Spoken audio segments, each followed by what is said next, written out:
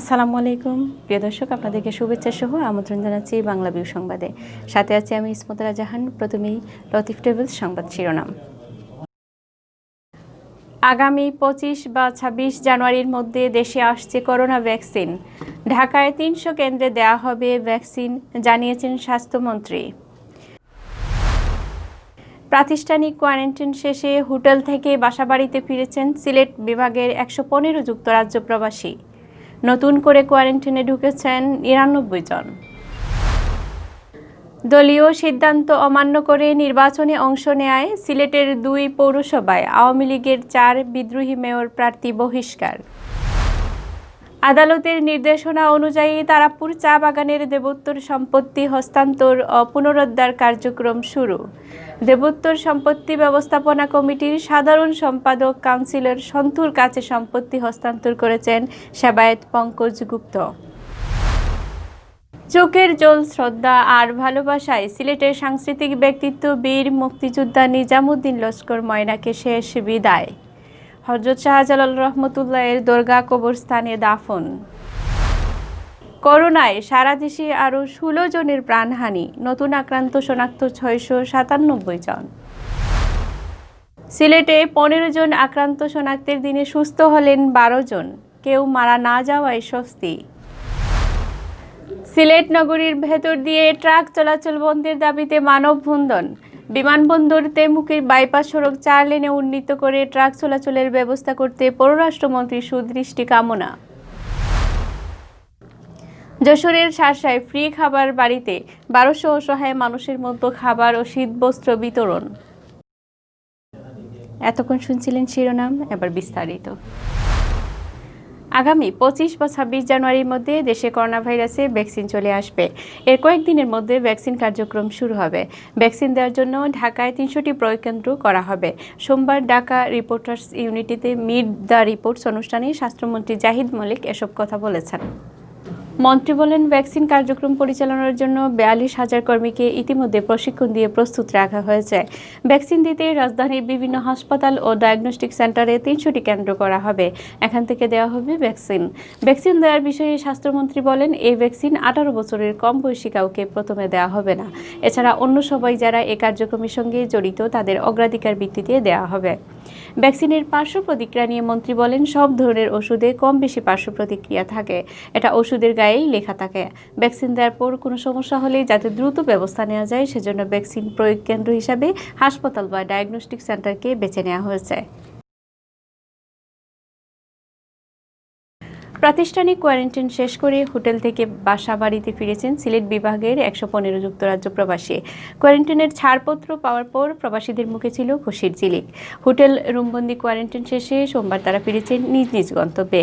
একই দিন প্রাতিষ্ঠানিক কোয়ারেন্টাইনে প্রবেশ করেছেন যুক্তরাজ্য থেকে আসা 99 জন প্রবাসী। তবে নতুন নিয়ম অনুযায়ী 14 দিনের পরিবর্তে 4 দিন হোটেলে কোয়ারেন্টাইন থাকতে হবে। চলতি মাসের প্রথম দিন থেকে যুক্তরাজ্য ফেরত প্রবাসীদের জন্য 14 দিনের প্রাতিষ্ঠানিক কোয়ারেন্টাইন বাধ্যতামূলক করে স্বাস্থ্য মন্ত্রণালয়। এই ঘোষণার পর যুক্তরাজ্য থেকে সিলেটে প্রথম ফ্লাইট আসে 4 জানুয়ারি। ওই দিন বিমান বাংলাদেশ এয়ারলাইন্সের বিজি 202 ফ্লাইটে 47 জন যাত্রী আসেন, যাদের মধ্যে 41 জনই ছিলেন সিলেটের।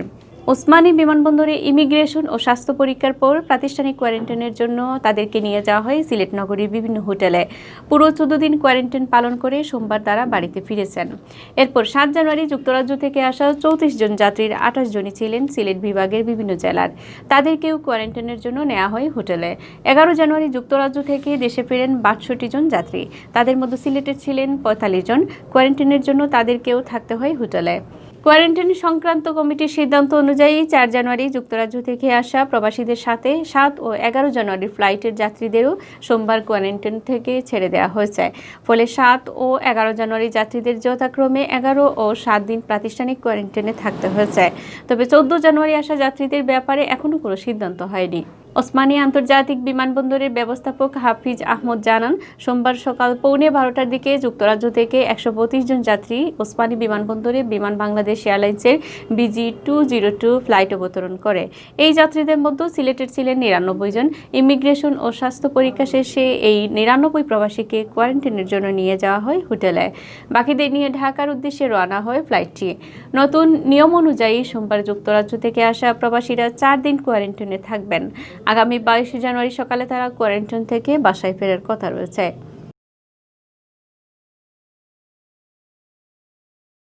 দলীয় সিদ্ধান্ত অমান্য করে নির্বাচনে অংশ নেওয়ায় সিলেটের 2 পৌরসভার 4 বিদ্রোহী মেয়র প্রার্থীকে বহিষ্কার করেছে আওয়ামী লীগ। সোমবার জরুরি বৈঠক শেষে এ সিদ্ধান্ত নেয় সিলেট জেলা আওয়ামী লীগ। 4 বিদ্রোহী প্রার্থীকে বহিষ্কারের বিষয়টি নিশ্চিত করেছেন জেলা আওয়ামী লীগের সাধারণ সম্পাদক অ্যাডভোকেট নাসির উদ্দিন খান। বহিষ্কৃতরা হলেন গোলাপগঞ্জ পৌর আওয়ামী লীগের সভাপতি ও বর্তমান মেয়র আমিনুল ইসলাম রাবেল, গোলাপগঞ্জ উপজেলা আওয়ামী লীগের সাবেক প্রচার সম্পাদক ও সাবেক পৌর মেয়র জাকারিয়া আহমদ পাপলু এবং জকিগঞ্জ উপজেলা আওয়ামী লীগের প্রচার সম্পাদক ফারুক আহমদ ও জকিগঞ্জ উপজেলা যুবলীগের আহ্বায়ক আব্দুল আহাদ।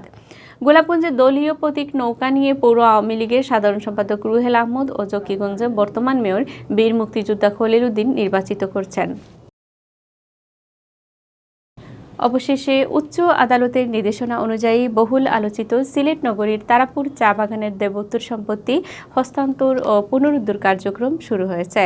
গেল 14 জানুয়ারি শ্রী শ্রী রাধাকৃষ্ণ জিউ দেবোত্তর সম্পত্তি ব্যবস্থাপনা কমিটির সাধারণ সম্পাদক সিলেট সিটি কর্পোরেশনের কাউন্সিলর শান্তনু দত্ত শান্তর কাছে দেবোত্তর সম্পত্তি হস্তান্তর করেন সেবায়েত পঙ্কজ কুমার গুপ্ত। এর আগে গত বছরের 6 অক্টোবর দেবোত্তর সম্পত্তি ঘোষিত এই বাগান পরিচালনার লক্ষ্যে 11 সদস্য বিশিষ্ট কমিটি গঠনের নির্দেশ দেন হাইকোর্ট। ওই নির্দেশে বলা হয়, সভাপতি এই কমিটির নির্বাহী প্রধান হিসাবে থাকবেন। সভাপতির নির্দেশে সচিব সার্বিক দায়িত্ব পালন করবেন। এই ব্যবস্থা কমিটি শ্রী শ্রী রাধাকৃষ্ণ জিউ দেবতার পূজারী সহ অন্যান্য সেবায়েত নিয়োগ করবেন। আদালতের নির্দেশে বলা হয়, ব্যবস্থাপনা কমিটির সচিব তারাপুরের দেবোত্তর সকল স্থাবর অস্থাবর সম্পত্তির হিসাব ও দলিলাদি সংরক্ষণ করবেন এবং অপদখলীয় সম্পত্তির তালিকা প্রস্তুত করবেন। দেবোত্তর সম্পত্তির একটি পূর্ণাঙ্গ তালিকা তৈরি করে সিলেটের জেলা জজ এর কাছে জমা দেবেন। ব্যবস্থাপনা কমিটির অনুমোদন ছাড়া তারাপুরের দেবোত্তর সম্পত্তির বিক্রয়, লিজ বা হস্তান্তর করা যাবে না। এই রায়ে তারাপুর চা বাগান থেকে জালালাবাদ রাগিব রাবেয়া মেডিকেল কলেজ হাসপাতাল সহ সব স্থাপনা সরিয়ে নেওয়ার নির্দেশ দেওয়া হয়। এই নির্দেশনার প্রেক্ষিতে শাহজালাল বিজ্ঞান ও প্রযুক্তি বিশ্ববিদ্যালয়ের বন ও পরিবেশ বিজ্ঞান বিভাগের অধ্যাপক ডক্টর নারায়ণ চন্দ্র সাহাকে সভাপতি করে 11 সদস্যের একটি কমিটি গঠন করা হয়, যার সাধারণ সম্পাদক সিলেট সিটি কর্পোরেশনের কাউন্সিলর শান্তনু দত্ত সন্তু। চোখের জল, শ্রদ্ধা আর ভালোবাসায় শেষ বিদায় জানানো হয়েছে সিলেটের প্রবীণ নাট্য সংগঠক, সাংস্কৃতিক ব্যক্তিত্ব, বীর মুক্তিযোদ্ধা নিজামুদ্দিন লস্কর ময়নাকে। সোমবার বাদ জোহর হজরত শাহজালাল রহমতুল্লাহ এর দরগা মসজিদে জানাজা শেষে তাকে দরগা কবরস্থানে দাফন করা হয়। রোববার রাত 9:30টার দিকে নগরীর একটি বেসরকারি হাসপাতালে তিনি শেষ নিঃশ্বাস ত্যাগ করেন। ইন্না লিল্লাহি ওয়া ইন্না ইলাইহি রাজিউন। তিনি বেশ কিছুদিন ধরে কিডনির সমস্যায় ভুগছিলেন। সোমবার দুপুর 11:40 নিজামুদ্দিন লস্কর ময়নার মরদেহ সিলেট কেন্দ্রীয় শহীদ মিনারে নিয়ে আসা হয়। সেখানে প্রথমে জেলা প্রশাসনের পক্ষ থেকে শ্রদ্ধা নিবেদন ও পরে রাষ্ট্রীয় সম্মাননা প্রদান করা হয়। পরে বিভিন্ন সামাজিক, সাংস্কৃতিক ও পেশাজীবী সংগঠনের পক্ষ থেকে ফুল দিয়ে শেষ শ্রদ্ধা নিবেদন করা হয়। করোনা ভাইরাসে আক্রান্ত হয়ে গেল 24 ঘন্টায় সারা দেশে আরও 16 জন মারা গেছেন। এর মধ্যে পুরুষ 12 জন ও নারী 4 জন। তার মধ্যে সবাই হাসপাতালে চিকিৎসাধীন অবস্থায় মারা যান। এ নিয়ে ভাইরাসরীতি মৃতের সংখ্যা বেড়ে দাঁড়ালো 4,922 জন। সোমবার বিকেলে স্বাস্থ্য অধিদপ্তরের অতিরিক্ত মহাপরিচালক অধ্যাপক ডাক্তার নাসিমা সুলতানা স্বাক্ষরিত এক সংবাদ বিজ্ঞপ্তিতে এসব তথ্য জানানো হয়। গেল 24 ঘন্টায় দেশের 199টি ল্যাবে 12,829টি নমুনা সংগ্রহ করা হয়। এর মধ্যে পরীক্ষা করা হয় 12,707টি নমুনা। এ নিয়ে মোট নমুনা পরীক্ষার সংখ্যা দাঁড়ালো 34,70,160টি। নতুন নমুনা পরীক্ষায় করোনা আক্রান্ত শনাক্ত হয়েছেন 697 জন। এ নিয়ে দেশে মোট শনাক্ত রোগীর সংখ্যা দাঁড়িয়েছে 5,28,329 জন। এদিকে রাজধানী সহ দেশের বিভিন্ন হাসপাতালে ও বাড়িতে উপসর্গবিহীন রোগীসহ গেল 24 ঘন্টায় সুস্থ হয়েছেন 736 জন। আর এ পর্যন্ত মোট সুস্থ হয়েছেন 4,73,173 জন। গত ৮ মার্চ দেশে প্রথম করোনা ভাইরাসে আক্রান্ত রোগী শনাক্ত ও ১৮ মার্চ প্রথম করোনা রোগীর মৃত্যু হয়। সোমবার পর্যন্ত মোট মৃত্যু ৭,৯২২ জনের মধ্যে পুরুষ ৬,০০৪ জন ও নারী ১,৯১৮ জন। এদিকে সিলেট বিভাগে গেল ২৪ ঘন্টায় করোনা আক্রান্ত শনাক্তের চেয়ে কম সংখ্যক রোগী সুস্থ হয়েছেন। ১৫ জন আক্রান্ত শনাক্তের দিনে সুস্থ হয়েছেন ১২ জন।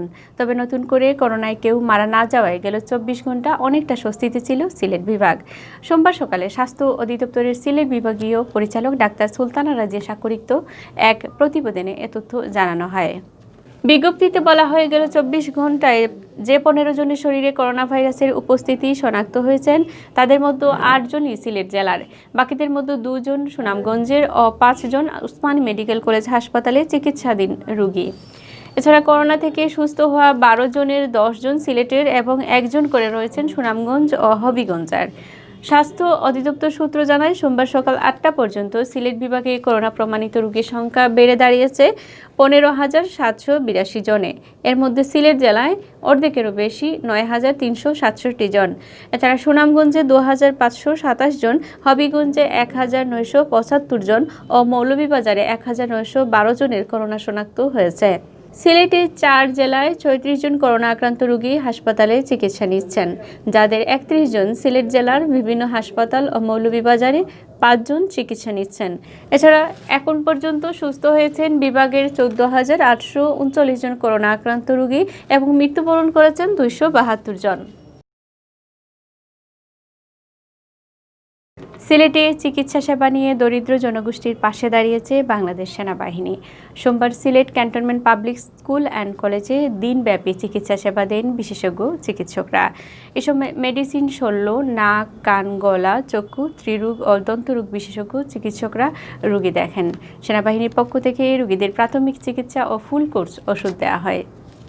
এছাড়া জ্বর, ঠান্ডা, কাশি ও শ্বাসকষ্ট রোগীর জন্য আলাদা স্ক্রিনিং ও নিরাপদ দূরত্ব বজায় রেখে চিকিৎসা সেবা নিশ্চিত করা হয়।